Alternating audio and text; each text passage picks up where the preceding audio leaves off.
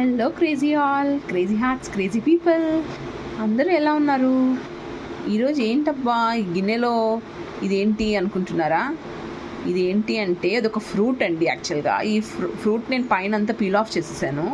Peel off చేసేసిన తర్వాత దీని టెక్స్చర్ దీనికి ఇట్లుందనమాట. ఇదంతా ఇదేం ఫ్రూట్, దీన్ని ఏమంటారు, ఈ ఫ్రూట్ పేరేంటి అని కమెంట్స్లో పెట్టండి చూద్దాం. అండ్ ఈ ఫ్రూట్ యాక్చువల్గా ఇది ఎట్లా తినాలి అంటే దీన్ని ఫ్రిడ్జ్లో పెట్టిన తర్వాత బయట తీసి మనం తినే ఒక 20-15 మినిట్స్ ముందు దీన్ని ఇట్లా పీల్ ఆఫ్ చేసేసి ఒక బౌల్లో వేసుకొని స్పూన్తో తింటూ ఉంటే స్కూప్ లాగా ఐస్ క్రీమ్ ఎట్టుకోవాలండి, అంత టేస్టీగా ఉంటుంది.